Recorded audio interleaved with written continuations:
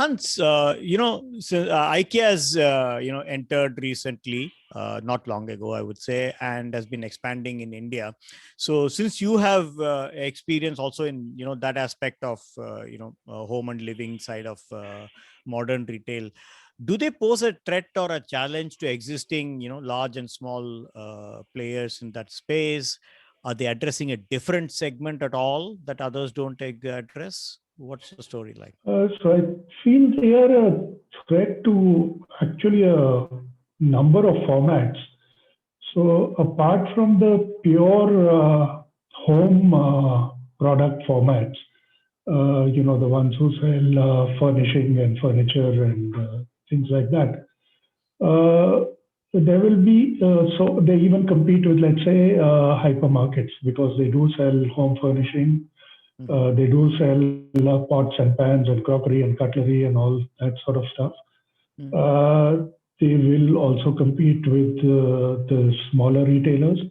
So I guess they are a formidable force. They are a very, very well crafted and perfected format. And definitely they will, of course, they'll expand the market, but they will surely hit the market all across, I would say.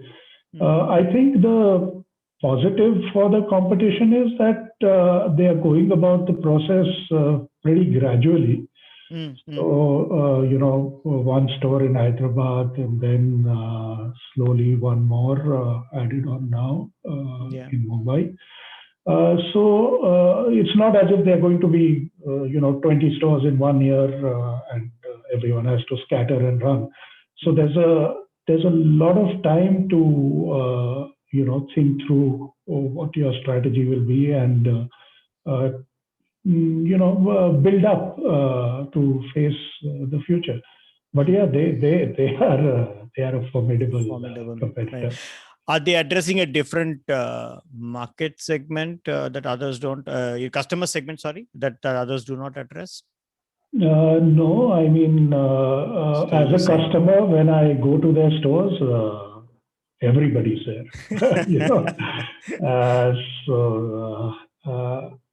I think they're going to address a very large segment of the market. Probably already doing so. Middle and upper middle, definitely. Absolutely. Maybe some product. Lower and I middle think, also. I think the one down level will probably become larger over time. Maybe it's not there in the kind of strength that it could be today. But because they're not expensive in that sense. That's what they have been trying to fine tune, right? To make sure that right. they hit the right price points. That's right. So they are very, very competitive with, every format of retail that is around. So few minutes back, you did talk about that. There are in the challenges that modern retail face. You talked about logistic challenges faced by modern retail. So together with supply chain and logistic challenges, would you can you elaborate some of them, highlight some of them which are typically you spoke about the GPS and the calling and locating the driver and so on, but beyond that, what about have we improved on warehousing? Have we improved on, because supply chain and and logistics would be beyond the truck driver. So I wanted to address the whole gamut of things. So there's a sea change in the kind of warehousing that's happening. I remember in the old days, the warehouses looked like dumping grounds and nothing more. And they're phenomenally different today. And the systems of picking, packing, the automation, significantly different. That's good. I think even on the transportation side, the way our highways are developing is very good signs. So I think all the positives are there. But we've got some way to go. I would tend to put it that way. Right. So let's look at the other end of the spectrum. What about customer service? What about loyalty in Indian retail? Uh, I mean, I do have a follow-up question. Maybe I won't lump everything together. Sure. So I'll take customer service.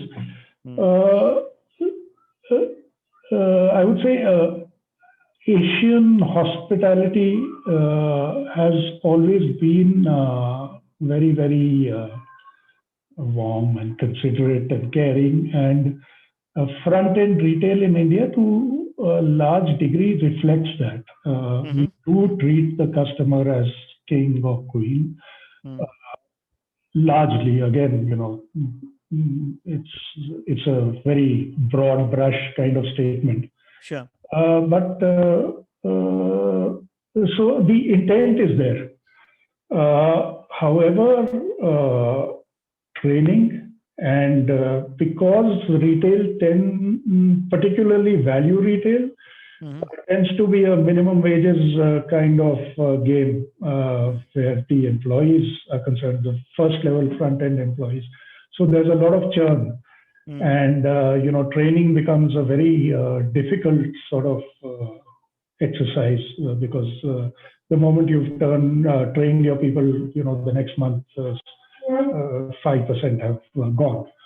So intent is good from both the company's side and from the employee side, but because of these factors, sometimes the customer get the kind of service that is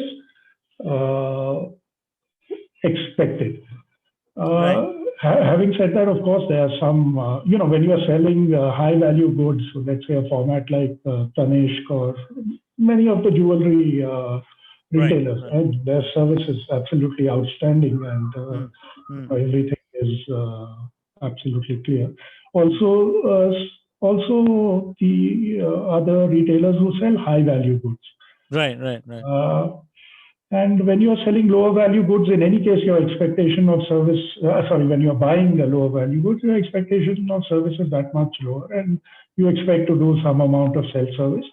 But you do expect staff in the store and somebody to come to you when required.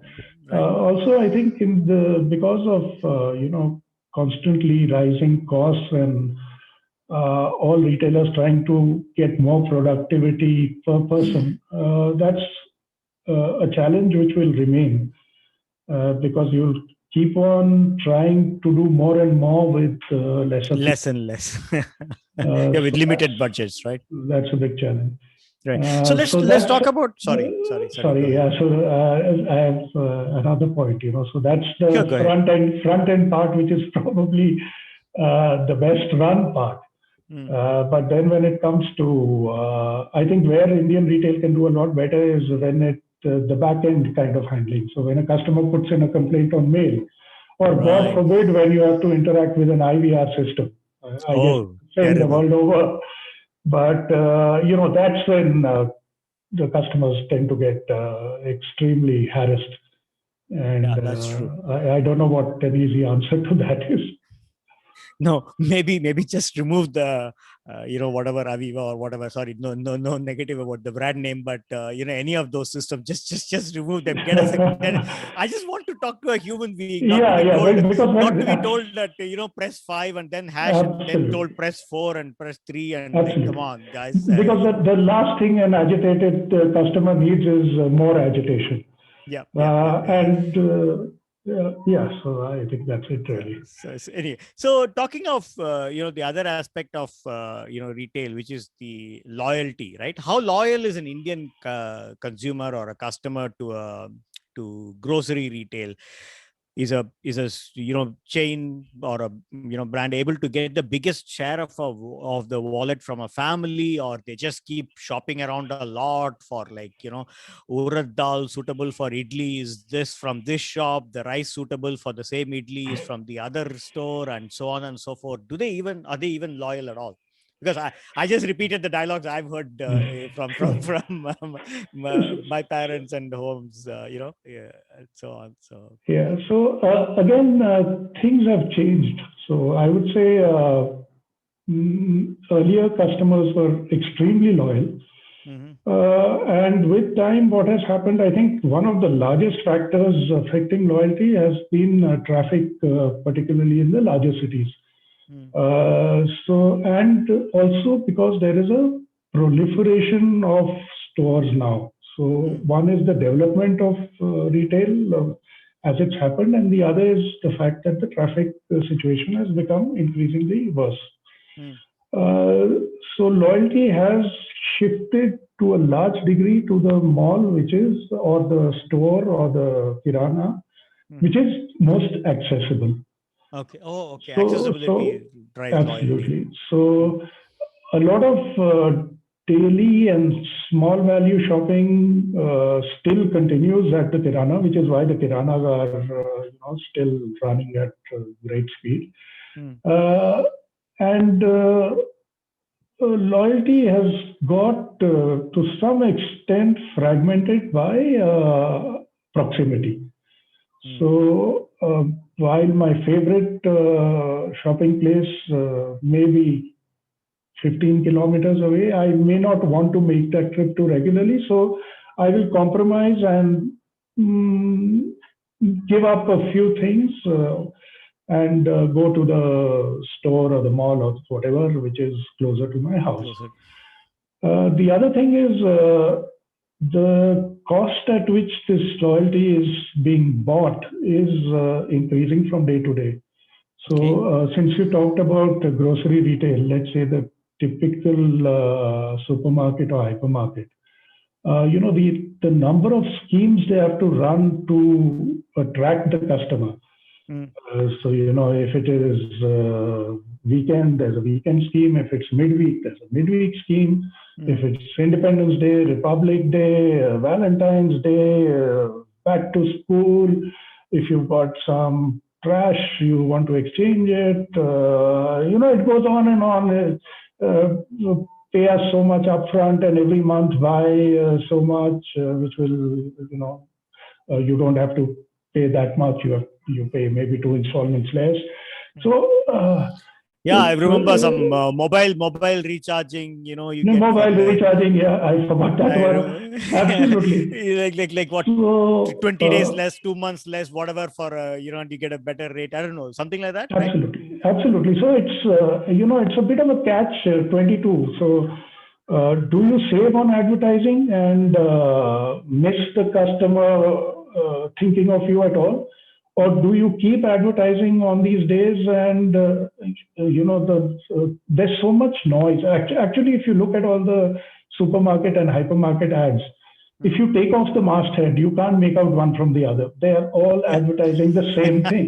Tell me about it. Yeah, exactly. And they are all pretty much supplied by the same brands. So one challenge is how do you make your products look different? How do you make your store look as if it's selling something that somebody else is not selling? Particularly when you've got only so many column inches to say what you want to say. Right. So as So competition is the increases. cost to company for getting this loyalty with so many schemes, since you're highlighting them, and then like so diverse in nature, is the cost to company running these loyalty schemes, is it very heavy? Yeah, it is. Let's say in a typical hypermarket, you would say that you spend, let's say, between 1.5% to 2% on marketing. Mm, What is the cost if you don't do that marketing? mm, Uh, is the marketing you are doing enough? mm, Every time you see a dip in sales during the week, mm. you say, oh, maybe I have to go a little bit out of budget, and then it piles on, and at the end of the year, you realize that you spent too much, or Mm, you've got not enough sales. So mm. it's kind of a tricky tightrope to walk, Right. and you kind of live from week to week after you see the sales report. So Right. yeah. Right. So let's bring in the elephant in the room here, the e-commerce, right? How is the shares of the when we talk about customer buying habits in many cities, big and small, share of traditional versus modern versus e-commerce, how has it shifted? So if we compare with, say, 10 years ago, if we go by the stats that are available, traditional retail, modern retail has gone from 5% of the total retail pie to 10%. E-commerce has gone from 2 to 8%. So you can take the assumption that the traditional retail has lost that much share. But the good news is that the pie has increased significantly. So, if we've gone from $500 billion retail pie to close to $1 trillion or 900 billion, depending on what you're reading, everybody has gained. So, I remember this argument many years ago when modern retail came in, that, all the kiranas are going to close down and these are predators and so on and so forth. And nothing has really changed. It's the bad kiranas may have closed, but good kiranas have taken their place. And they are alive and flourishing, and, they are innovating like crazy. So who would have thought that, even a kirana would today be saying, giving you a pamphlet saying, 20% off on this, 25% off on this, buy this. MRP is 100 rupees, but buy it at 90 rupees. So they've buy one, get one free. They've taken all the tricks of the trade from modern retail, and the larger organized kiranas today are modern retail. So they are, in clusters in cities, and the guy who used to run one store now has 6 stores. He's doing a great job.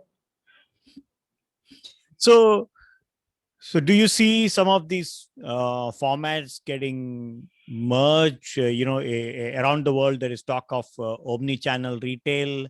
Do you see such trends coming into India? Where do you see these things moving towards? So it's already happening. And, with the advent of online, traditional retailers did see that this was going to be a threat. And I think all of them, before the pandemic struck, all of them had already moved on this. So, doing omni-channel in various ways. One is, of course, selling through their online channels.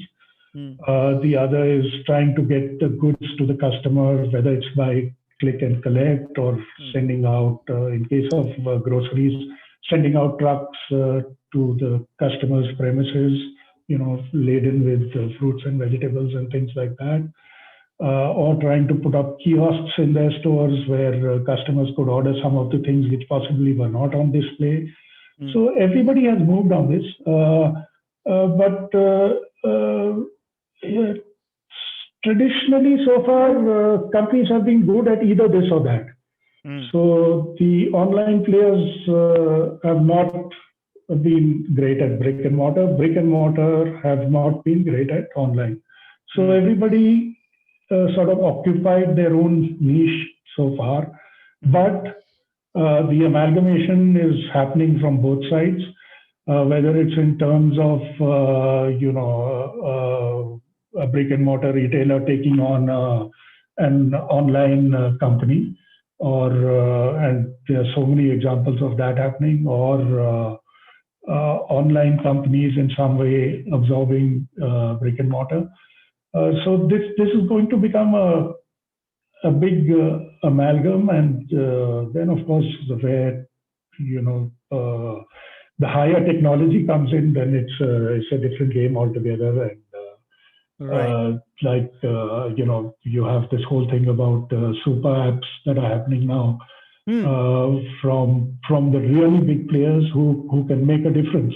Yeah, I was going to ask you about that. Actually, what do you see are the prospects for these super apps, right? The Jio is talking about it, Tatas are talking about it, and will those platforms be able to bring Kirana stores into these, their fold?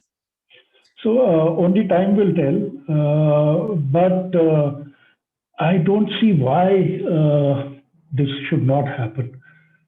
Because these are companies that have the wherewithal and the clout and the technology to do whatever is required.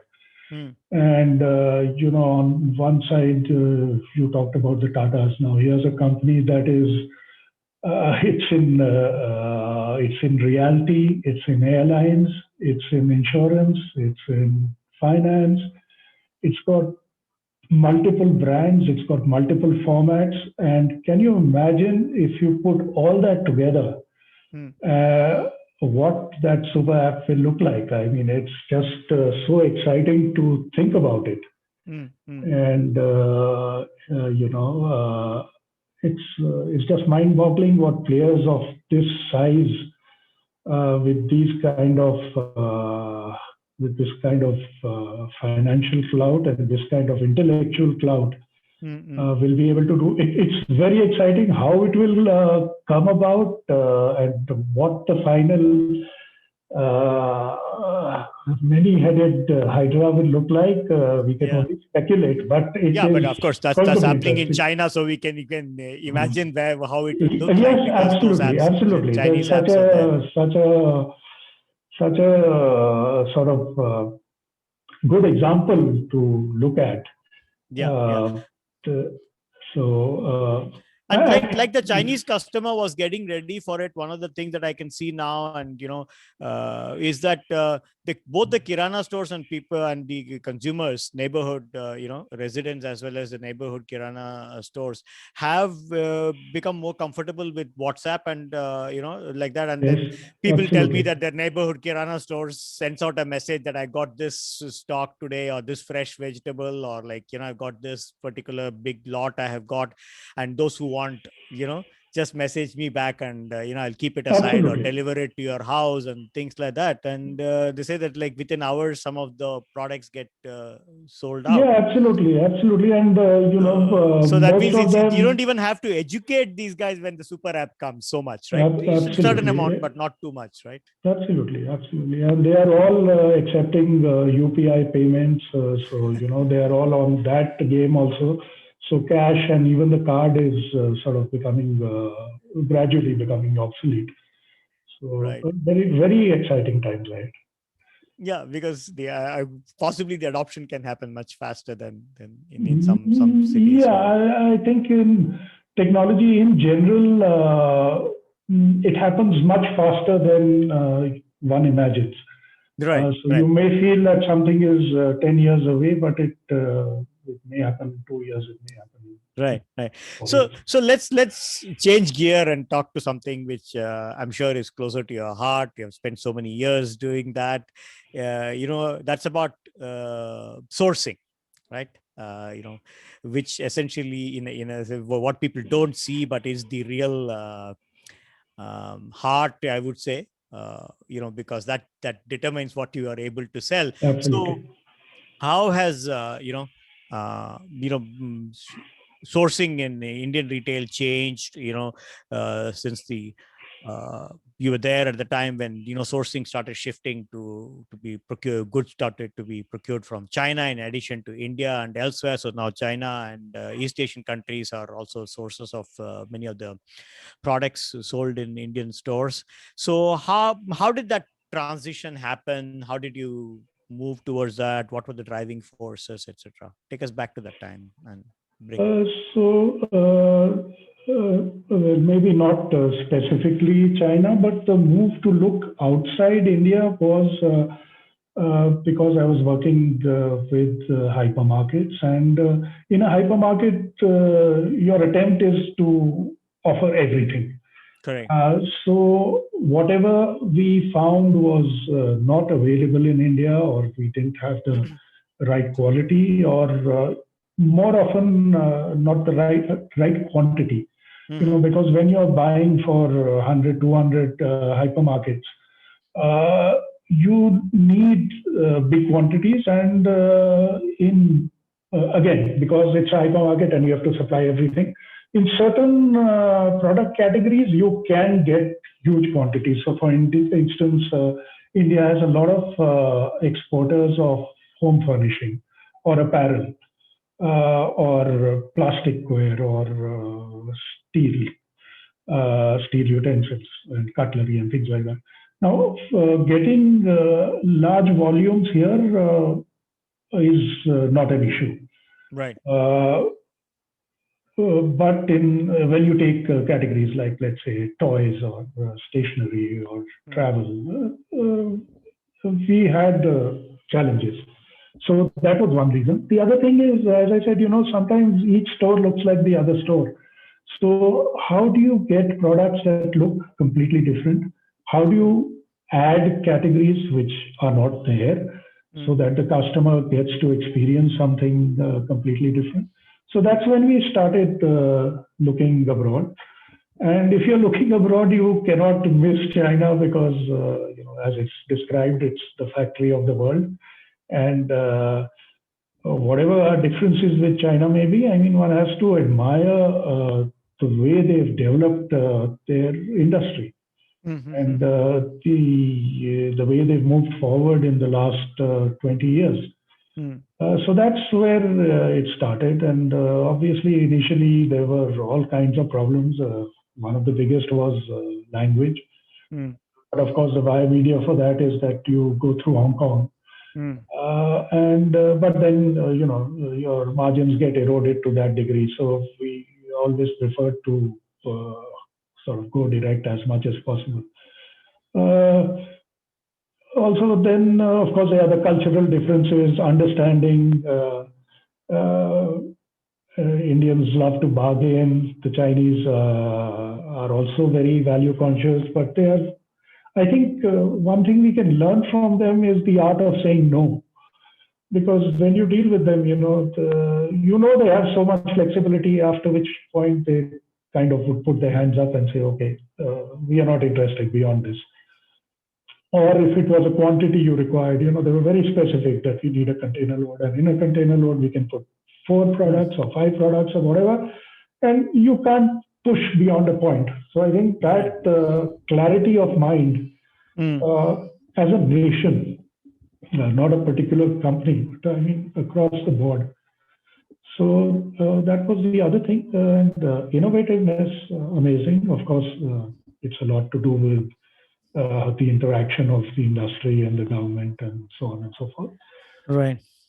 So those were the points because of which you felt that they were better organized to serve customers like you, right? We felt that there were certain things that it was definitely advantageous to get from there. And the other thing is that, again, in a low margin business, bring in a unique product or a differentiated product or a product that nobody else has, charge a premium, and that really helps your margins.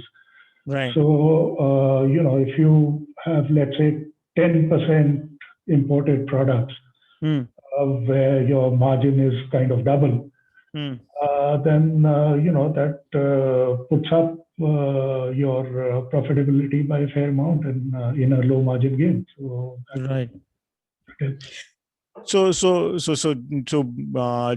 China and some of the countries, in the East, would you say helped you to bring out newer products ahead of the market and get in a tight margin business, get better margins? Absolutely. So China, Thailand, Turkey, I think these were the 3 big ones. And then there was, so sometimes, you don't, when you don't have volumes, you don't do things directly, but you involve somebody who can consolidate. So there was other stuff also coming from Vietnam. So what is it they do right that our vendors don't do to give you those kinds of unique products? I wouldn't sort of say our vendors are at fault or anything like that. I mean, Indian manufacturers are as good as any in the world.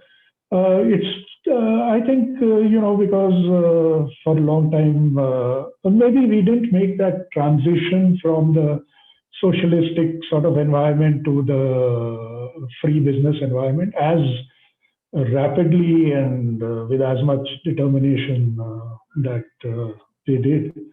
So we have brilliant entrepreneurs here, but probably their hands are tied with too many laws and bureaucracy, which doesn't enable them to create the scale and work at the speed at which some other countries can.